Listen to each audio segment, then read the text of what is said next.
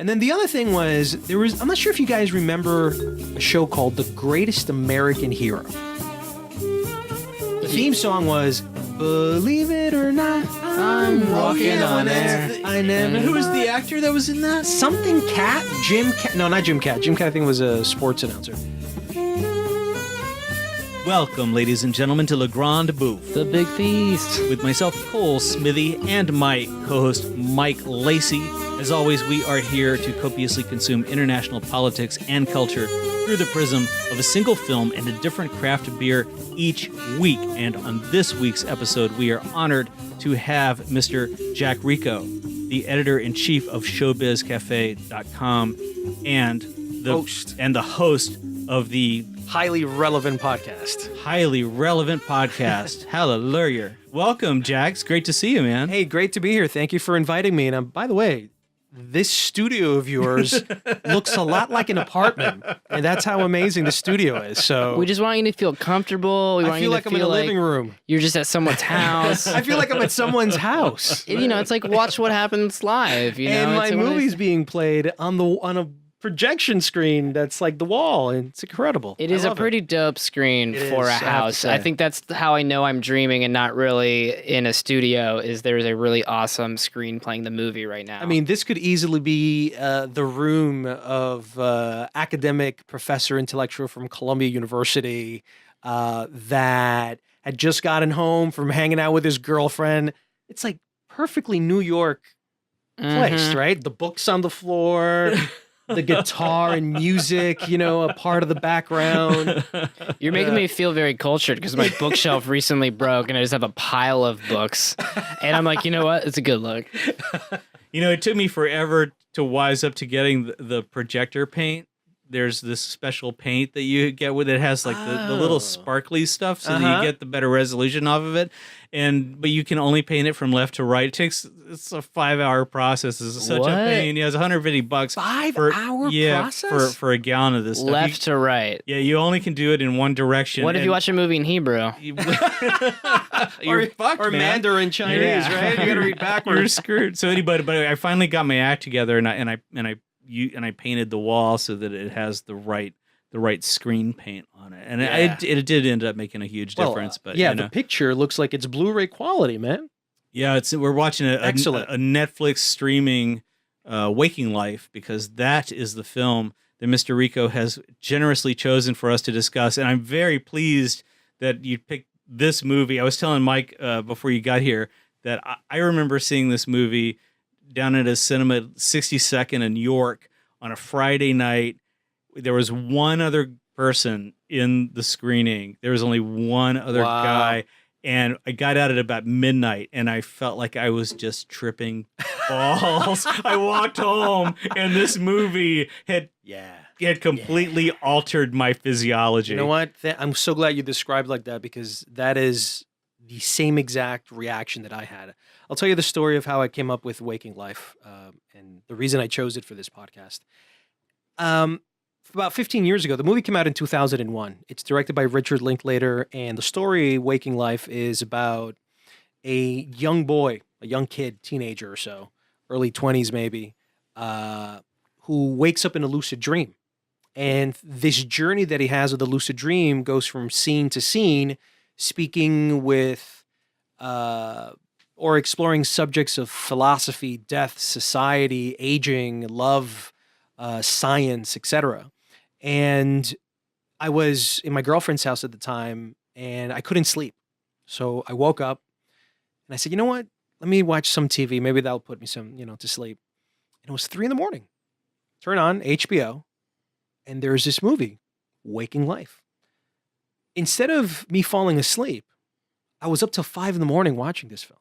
And what I ultimately got out of it is, this was the most intellectually stimulating film I had ever seen. Why? Because films are usually not intellectually stimulating, because those types of films don't resonate with a mass audience. They resonate with like academics or just, the intellectuals, etc.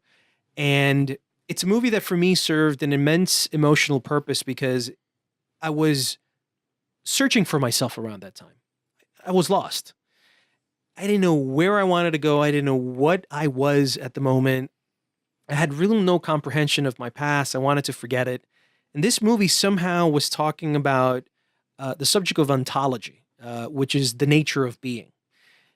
And I needed that. I needed questions to be answered about my existence in life. And this movie just kind of, it was mind-boggling, but I was hungry for it at the time. It's the only way I can describe it. And once it was over, like you said, it altered my physiology. I was a different person after I saw that movie. And here's the full circle on that story.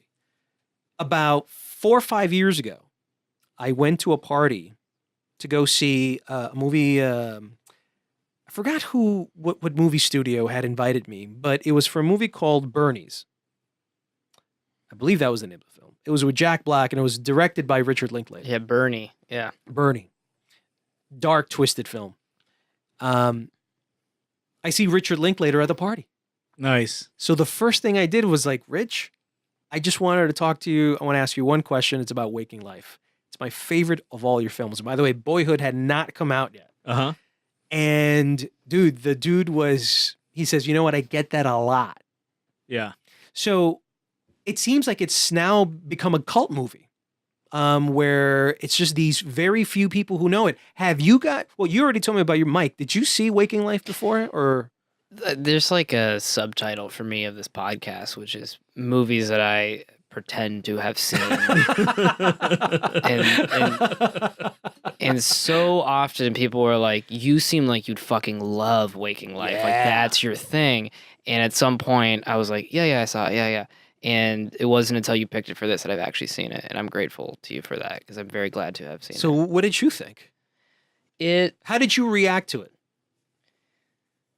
I went to school for philosophy. I know a lot of people who, like I'm watching a scene right now of somebody, like we're playing it right now as we're doing this.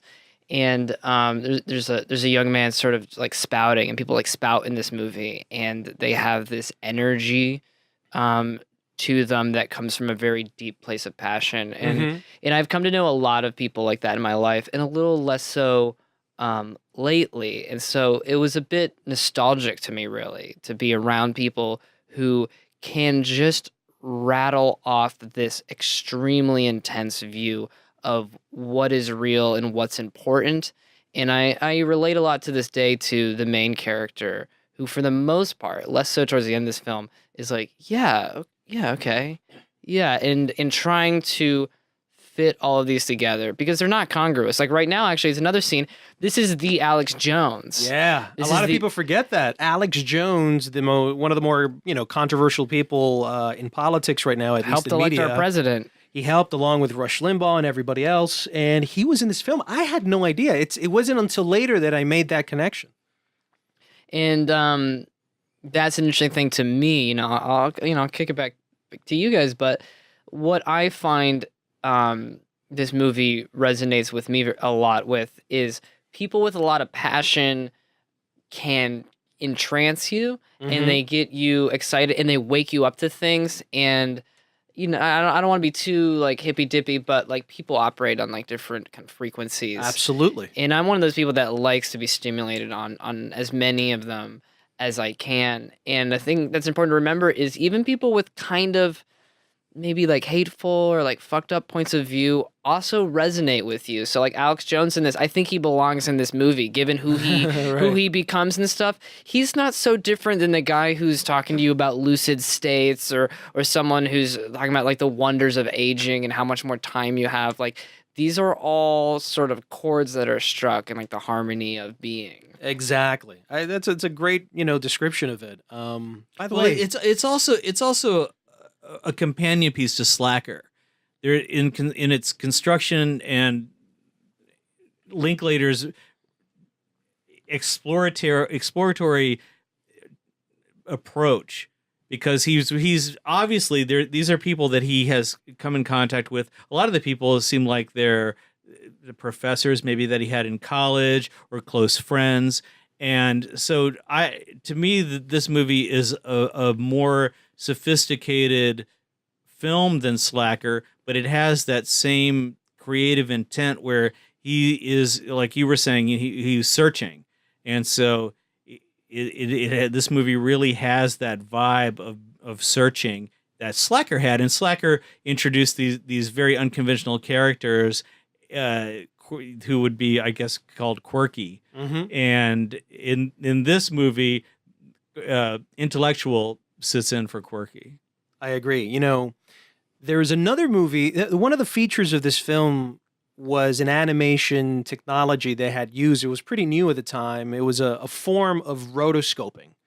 I had seen that been done probably in the early 90s, early 2000s with a Frank Sinatra remastering of a video that Radio City Music Hall did. So what they try to do is they try to bring back Sinatra to life, along with a celebrity of singers like Harry Connick Jr., Diana Krall, Michael Bublé, and they would sing next to him. And this was a concert.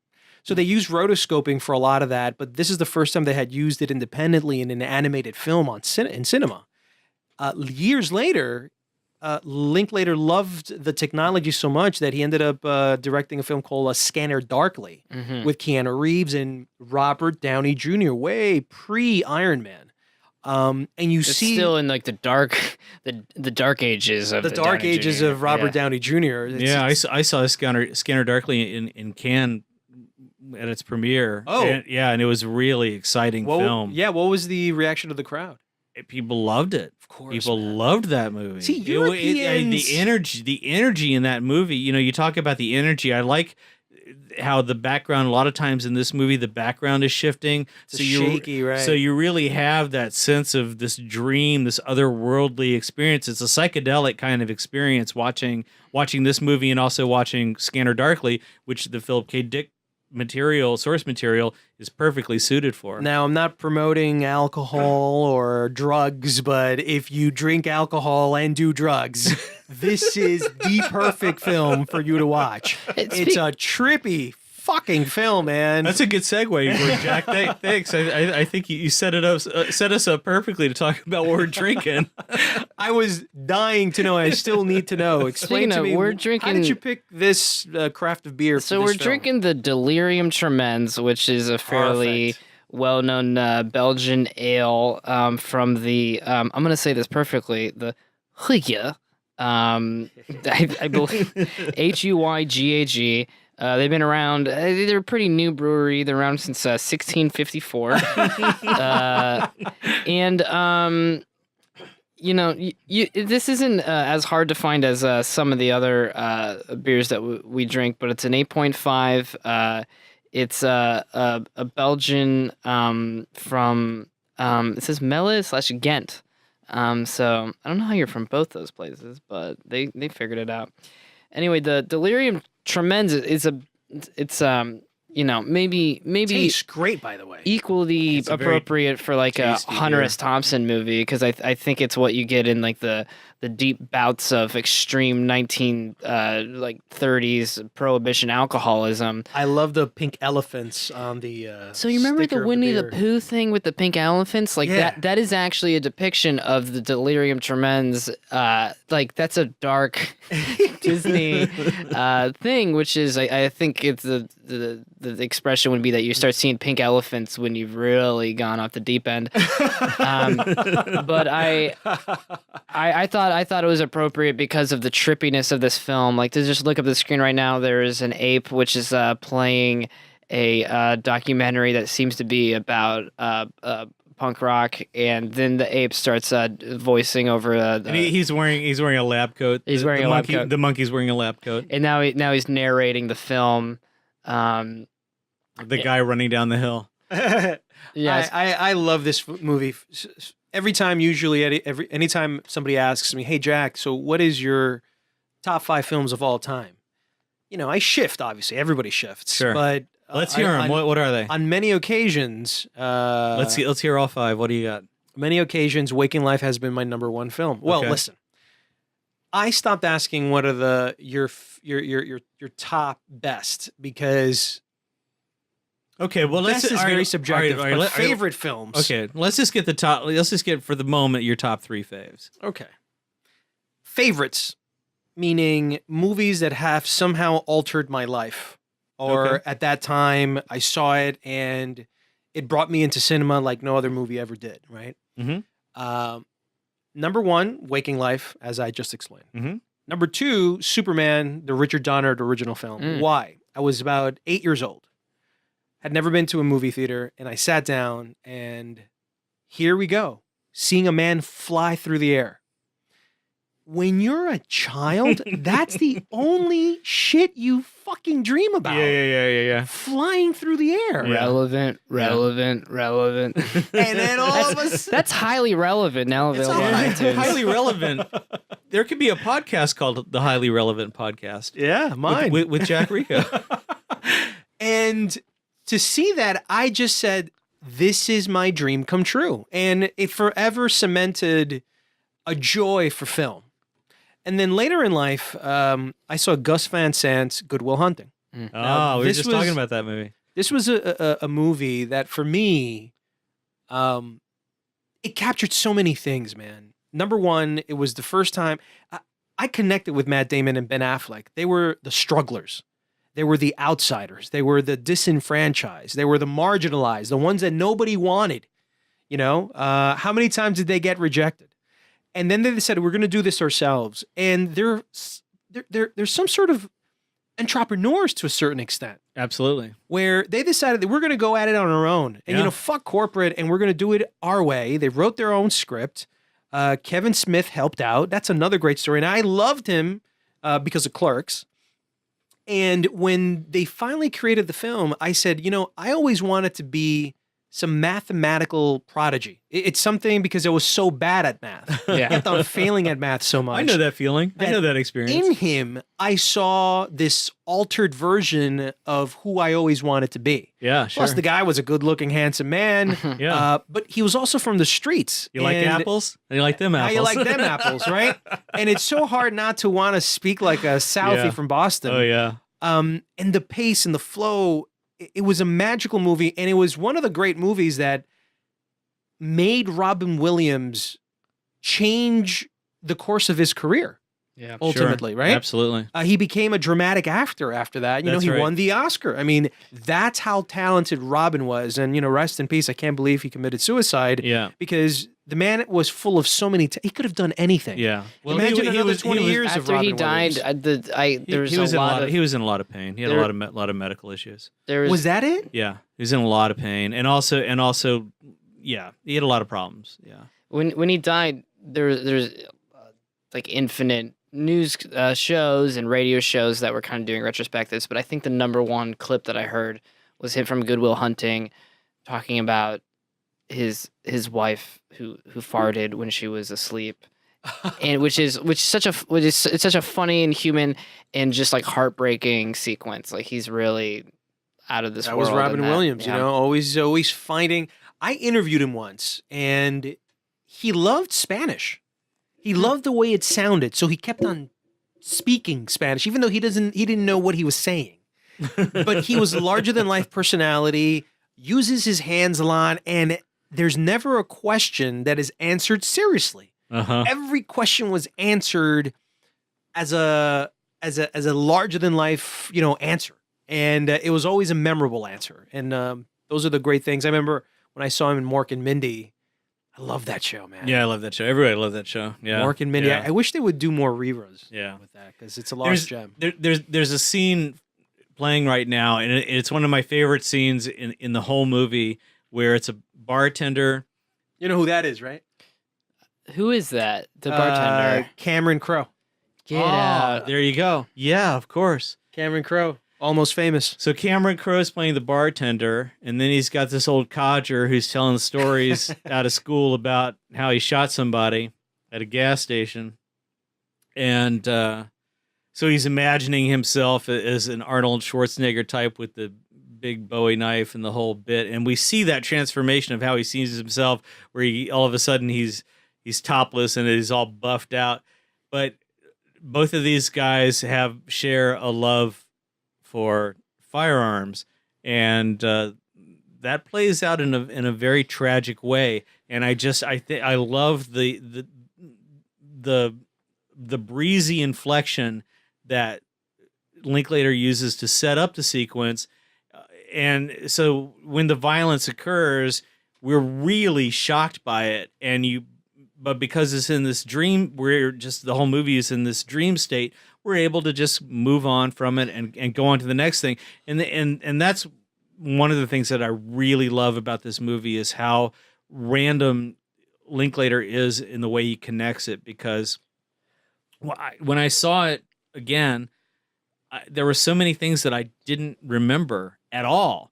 And so this is one of them. And it just caught me completely by surprise as if I had never seen it before. I love the Ethan Hawke, Julie Delpy scene. Yeah, there's just a shot from another series of films by Linklater. Yeah, actually, not many people know this, but in an interview with Richard Linklater, he had told the story of how he just asked Ethan Hawke and Julie Delpy to come to Austin to film the scene that he wanted for this movie. When they got there, they were like, okay, well, what's the script? He's like, well, there really kind of is no script. I mean, here's a couple of ideas. And they said, well, what's the movie about? He's like, well, I don't really know yet. We're kind of just filming, but here's what I would like you to do. And throughout the whole scene, they had no clue of where they were going. And I think that that's part of the beauty of being an actor, especially in that sort of circumstance when you're allowed to just be you and create at that moment. And he then tells the story how that served as the precursor to the sequel of Before Sunrise. Because if it wasn't for that scene, we would never have gotten the full trilogy. Isn't that a great story, right? That's a great story, and I love that trilogy. And whoever doesn't know anything about the Before Sunrise trilogy, it's considered one of the greatest romance drama trilogies, ever made. Very funny, very passionate, very real. There's a lot of real stuff going on. I love the last one. I do too. Before... After Sunrise. After Sunrise? I think that's what After it is. Sunset? Or After Sunset, maybe, yeah. No, it's a before. Oh, is it a before? We'll get back to it. We'll come back to that tidbit. This is one of those things. I'm working on this where I say, I've never seen those movies, and I'm proud of myself for getting to a place where I say that. Yeah. You know what I mean? Why? No, it's so like I'm like tell me if you can relate to this, but I'm kind of one of those people that people see as someone who's seen a lot of films, and I've seen a lot of movies. But there's this like kind of assumption that goes with certain things, like, have you seen this? Have you read this? Have you read that? And maybe if you know enough about it, and maybe I'm just fucked up for being like this. You want to be like, yeah, I've seen it. Yeah, it's fine. But what I imagine those movies to be, since they're Linklater, is just long, sexy conversations about what's most important, where you're talking about everything except what's really happening. They talk about what's happening. All right, so then I'm guessing wrong. It's before sunrise, before sunset, and before midnight. Before midnight. That's the one. It takes place in Greece, and there's that fighting scene between Julie and Ethan that felt a little too real. Yeah. I mean, I've had fights with my own wife, and that looked a lot like it. And I said, okay, you guys just crossed some sort of reality line that I'm uncomfortable with. Yeah, there's a fight that happens late in the movie, and it goes on for about 15 very uncomfortable minutes. Uncomfortable. Very uncomfortable. Kind of the anti-date movie. I don't know. Yeah, I would agree. If you took a newbie date to a movie like that, you might not come out of it so well. But critically, as a cinematic scene, as a cinematic piece, man, it is one of the great exchanges, heated exchanges that I've seen in film. Well, because they're both hyper-articulate individuals to begin with. Right. So you've got these two intellects coming at each other from all these different angles in this romantic context, and it's heavy. Yeah, what do you guys think about when you're in that situation where you're with someone and you can articulate yourself very well, and you can get to like the precise thing that's upsetting you, but not in a way that like makes it better, but that you can just be like, here's what's wrong with you. Well, here's my buddy whose mom is French. She taught English in Ohio for many years. She's retired now. But A French woman taught English in Ohio. That's right. Yeah, Yvonne. And the punchline is and Yvonne's favorite quote is, "Never pass up an opportunity to shut the fuck up." That's amazing. That's amazing. Good one. And so I think of that when I'm in those situations. Like, sure, I could say more, but I think it's game over when you're that articulate in a relationship and you can articulate your thoughts. And that's, I think, one of the captivating features that I love about Waking Life. It's that people do not talk like that. It's a higher elevated form of English. Very heightened. Very heightened. It's a vernacular and a vocabulary that very few people know. And so for me, I always admired intellectuals just for the ability to convey a message. And when you convey a message so well, you yourself become enlightened. And you know, right now, I'm all about enlightenment, man. You know, in whatever way I can get it, through books, films. The idea is to be able to understand about life a little bit more. And once you're somehow connected closer to life, decision-making becomes easier. Understanding, empathy, capacity to cope with others and sad moments all becomes a lot more clear. The whole thing with me is clarity, and I feel that this film, Waking Life, got me closer to that. Well, let's talk. Mike and I were talking about the conceit of the movie being that this character is trapped in dreams. It's the Friday the 13th thing, but it just keeps. He's in a dream and a dream and a dream and a dream, and he can never snap out of it. Mm-hmm. And what incites that is this car accident where he gets hit by a car. He's a pedestrian. He gets hit by a car, and Linklater talks about it in the film. It's the Ethan Hawke character who brings it up when he talks about how you still have brain functions 6 or 7 minutes after you die. Well, and so Mike and I were batting around this idea that perhaps the whole movie is this 6-12 minute sort of a Jacob's Ladder situation, as some people call it. Mm-hmm. It's the last few seconds before you go. And I want to go on the record saying it's like, I'm not claiming that's a definitive interpretation, but it is. I think this movie is so. I met the film editor Walter Murch one time, the editor of The Godfather, and he said this this thing, which is I think really great, is that the best part of any story is ambiguity. But as a creator, your job is to remove all ambiguity as possible, and what remains, that unavoidable ambiguity, is what's important. And I think this movie is not needlessly ambiguous. There's this leftover part, which is, I think, kind of the same amount of ambiguity as what is real as we're left with is, yeah, maybe he gets hit by a car at the beginning, and this is all his dying fantasy. Also, or maybe that was a dream within a dream. Or maybe it's a dream within a dream. Yeah. And I like that it's not the same sort of popcorny Inception thing it's presenting. It sounds very much like it when you say it out loud. But this is a lot more relatable. This is a lot more. Well, he has characters shaded with reality. Characters who tell him things like, oh, you think you're dreaming? Just try and turn on and off a light switch and see what happens. Which is real lucid dreaming advice. These are real things. It's not just exactly. And so you feel like you're getting these clues. You have that much more empathy with the character because you're learning that clue as an audience member, and you're thinking, oh yeah, I'll do that when I'm sleeping. I'll just try and find a light switch. So it has that. This movie has all these onion layers that connect with you while you're watching it. Now, let me ask you guys, I guess the big question: have any of you had any lucid dreams ever? I'm gonna say that I have. We were talking about dreams before you got here, Jack, and I was saying how I've had flying dreams. For me, I use a handkerchief. I can just hold the handkerchief, and I can go like flying, like 100 feet over, like shorelines. I'll tell you my dream.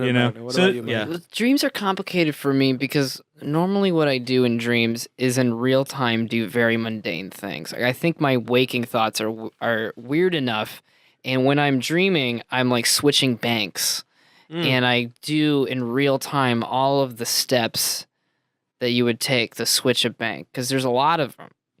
Like you got to get the new bank before you close out the old. Like these are they're fucking bizarre like that.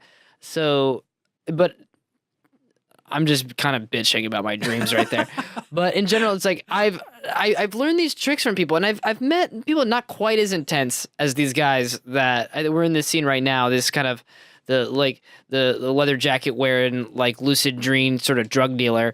But I met people that are like, no, really. Giving advice. Yeah, they're like, you got to raise your hand while you're asleep. And these weird little sort of tips. And then you wake up and you're asleep. And I think I've tried that a little bit, but in terms of like going like balls to the wall, trying to lucid dream and what that leads to, no, I can't relate. I've had foreshadowing dreams that altered my behavior.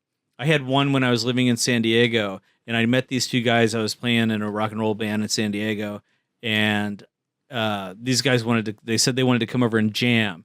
And I had a dream, I had a nightmare. Really, I woke up, in a cold sweat that these guys were going to come rob me the next day. And so I called off the meeting. I wouldn't let them come over. Wow. Because it was so real. The two dreams that have, for the first 25 years of my life, that I've kept on defaulting to constantly. One was every time I would have a dream or a nightmare, I was like Alice in Wonderland, where everything was huge. The curtains were too big for me to. I felt like if it came down to me, it would kill me. So I was under the threat that all these giant structures were going to fall on top of me, and I was this little microcosm of a dot, walking through these dreams, and the fear that these gigantic skyscrapers and objects would just fall on me would crush me. And then the other thing was, I'm not sure if you guys remember a show called The Greatest American Hero. The theme song was, "Believe it or not, I'm walking on air. I never." Who was the actor that was in that? Something Cat, Jim Cat. No, not Jim Cat. Jim Cat, I think, was a sports announcer. Something Cat, K-A-T-T. Yeah, it rings a blonde guy with curly hair. Yeah, it rings a bell. I remember it. I don't think I ever saw it. Yeah, look it up. So that, I was into Superman so much that I fell in love with the show, even if the show wasn't necessarily great. The fact that I saw a man flying was all I cared about, because that's where I was, that was my joy. I thought that The Greatest American Hero had the most realistic. He was the guy from Big Wednesday. Yes, exactly. That's the actor from Big Wednesday. Yeah, what's his real name? I'm gonna tell you now that I. So the thing about The Greatest American Hero was the way he flied. It was the most realistic I've ever seen anybody sort of project flying in real terms. Like, if a human were to truly fly, he wouldn't fly like Superman, with one arm extended forward, and the other one William Cat. Yeah. It was 1981 to 83. Yeah, no one would fly like that. Everybody would fly like William Cat in The Greatest American Hero, which is trying to stabilize yourself. So he's like jiggering as he's flying. He's like, and like skydiving. Because it was so real, I felt like, hey, I could probably do that too. And there were moments where I would run and then try and pick up some steam and then fly, right? Yeah. So in my dreams, I would actually do that. And maybe about 5 years ago, I had the same dream where I would run so hard, like 88 miles per hour, until I just go back in time. I would pick up enough steam that I would just fly through the air, but at a low level. It wouldn't be skyrocketing into space. So low altitude. Low altitude. And then people would be like, oh, what's going on? And it would be only for a limited amount of time before I fell. Sometimes I would go so high as a building. Yeah. And then the fear was, because it was in a limited amount of time, that I would then fall. So I always had to keep it low. And those two dreams have always been constantly propagated in my life. And I don't know what exactly it means, but it's felt so vivid. I feel like I've actually flown. How do the kind of levitating scenes in this movie resonate with you? Do you connect with that? Like the little boy walks out and he flies. I just feel like that's a form of floating. He's floating. It doesn't do the same thing for you. No, not at all. I just saw that as someone that was not a part of real life. He was obviously in some sort of heightened reality, higher conscious to a certain extent. and his floating was just transporting himself from one scene into another. So I never saw it as something that It I didn't would wanna do. resonate with you in that way. Something about the agency of flying. Is that it? Is the agency I think of it? flying is very different than floating to me. Yeah. I think my dreams can I just want to differentiate therapize with you right now. What's the difference? that. Well, the difference is that, with floating, it feels like the wind's kind of carrying you, where I think that flying, you're going somewhere. Mm. You're shooting forward, Yeah. And that ability to move forward is part of what I like about flying. Can I think the connect floating, something that you've talked about is like in Good Will Hunting, Uh-huh. the way that he solves that math problem is more like flying than floating. It's like people are like, oh shit, this guy has a magical power. Like this guy is right. awesome. Like he's a superhero, right? Exactly. And he disappears into the end. Yeah. He spills soda on his keyboard, and he has these powers now. Where with floating in this movie, and so it's interesting to me. This movie like also like resonates with you so strongly is because this character is floating through the very powerfully realized experiences of other people. People are just Yes. throwing on him. Mm-hmm. They're like, if you were to go to my campus, if you were at like a campus full of people who are very intense, you might have heard a snippet of a conversation that was something like this once every like 6 months. You have some professor who takes you out who's like hopped up on a lot of I love that, man. who's hopped up on like a lot of something or in the middle of a divorce, and they're just going at it, and you hear this and he gives you this. This podcast in itself is a form of a privilege for me because, if you understand my life in any way, I grew up in Queens, in Jackson Heights, and Flushing, lived in Elmhurst, Woodside. It's not necessarily a safe place. There's a lot of gangs. I went to public schools where people were getting killed at the age of 13, 14 years old. Terrible. Terrible. And that's where I grew up, and that was my reality. And then I lived in Colombia, in South America for years, where next to me, my neighbors, a black family, they didn't have shoes. And their shoes were actual school shoes that they would take to church. They were the special shoes. Mm. But there was no pavement. Mm-hmm. There was dirt with rocks. Mm-hmm. Those were my, beginning surroundings. Mm-hmm. I always wanted to get the hell out of that Sure. because I never felt like I belonged there. Yeah. And so to have conversations like this, Mm-hmm. that was all a dream for me, man. Right. People Right. don't talk like this. Yeah. People don't have interests like you, Mike, like you, Cole. Yeah. The fact that you want to do a form of a walking tour, man, Right. that's something that people don't even think about that because it's not real to them. Right. It's unattainable to them. Yeah. And the comforts that we're given here in the United States of America is unlike anywhere else. I mean, if you travel to some of the most poverty-stricken places, those moments change you, man. I'll never forget this. Every time I went to Barranquilla, which is it's one of the big cities in Colombia, about 4 hours away from Cartagena, and every time you get off the plane, you have to go through a stretch of road that leads to the city. In that stretch of road, there's a big red light. It goes on for miles. And once you stop at that red light, there's nobody there. And then within a matter of 30 seconds, children, 5 years of age, run in packs like they were hiding, knock on the window of your car asking for food, not even money. Mm. Mm. You just got off of a plane in New York City, and the plane itself probably cost you about $750. You're crushed. Mm. You're crushed to know that people like that exist, especially children. Oh, yeah. So,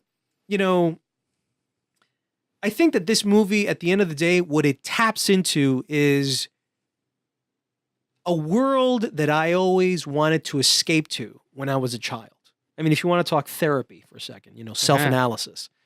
It taps into a universe of where people talk about intellectual things and not about the poverty of their lives, how they're going to die young, how there's no insurance to pay for, your grandmother who's physically ill. You don't want to confront reality like that. The fact this is like a cartoon to me at the end of the day, when you look at like just look at it in the form of a black and white. But for me, the emotional reaction I had is that no one talks like this. Characters like this, I don't know anybody that talks like that. I don't know anybody who is like that. And the fact that Richard Linklater was able to tap into some sort of alternative universe where my reality of my childhood didn't exist was the ultimate pull. Yeah. Well, I really get the sense that Linklater in this film, he's really tapping all of his resources. I feel like this movie and Slacker, which is a terrific film. I love Slacker. I feel like they both come from the same place where he's really tapping into all of his resources of his most intellectual friends and professors.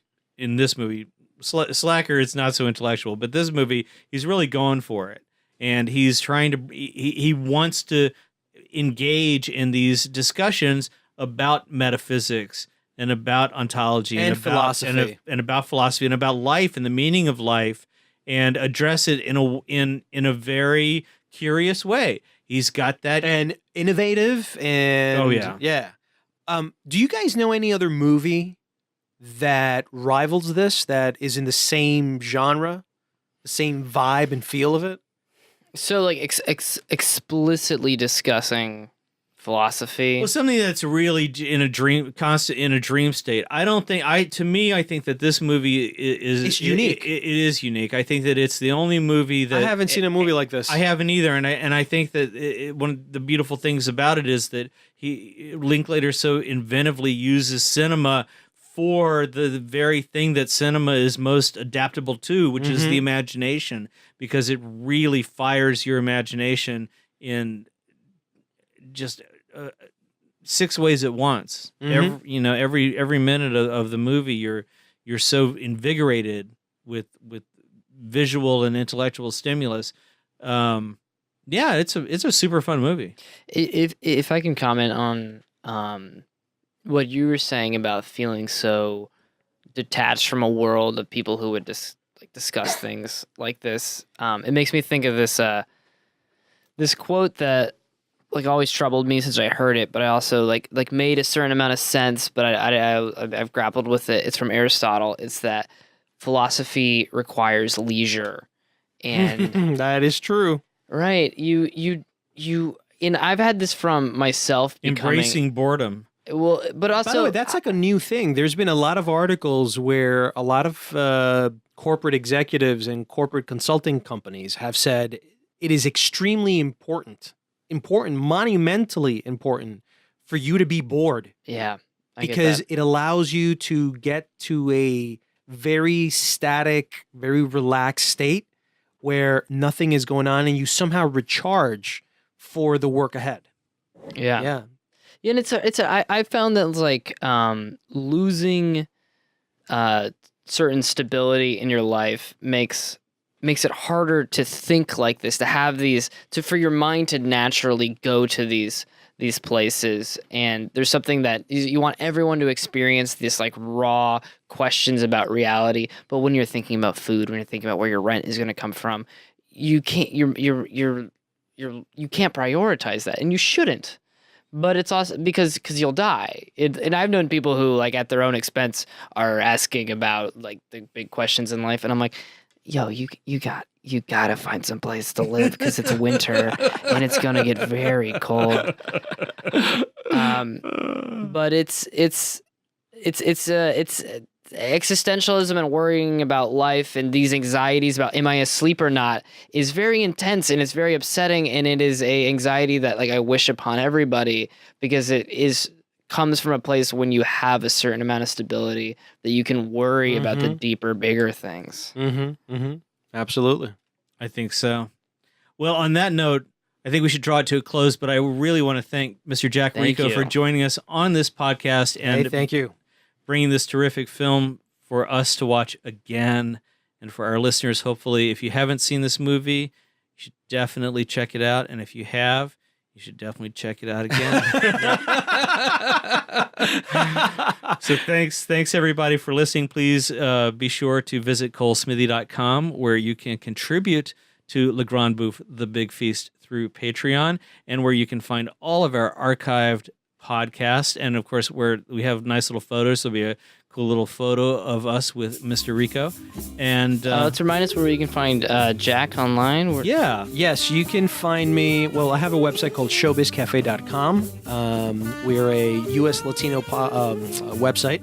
We also have the Highly Relevant Podcast, which is a U.S. Latino podcast where we cover the mainstream stories of the day in entertainment and pop culture, arts and culture, but with a Hispanic connection.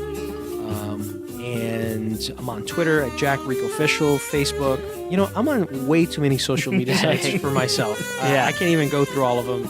I don't even use half of them. The worst one is Snapchat to me. Jesus, man, that's How's your Friendster going though? That's what I want. No, I'm not on Friendster. Are you on? Does that even exist? No, now? that doesn't exist. I was gonna say, I was like, wait a minute, that went along with MySpace. Yeah, That's a deep hole for me. It's hard to keep up. Yeah, it's too hard to. I haven't gone to the chat. It's like a full-time. Yeah. It's like a full-time gig, just like socializing your stuff. Twitter's hard enough for You're me. telling me, yeah. All right. Well, thank you all for listening. Please remember to turn your cell phones off when you're walking, driving, riding a bicycle, or most importantly, perhaps watching a movie.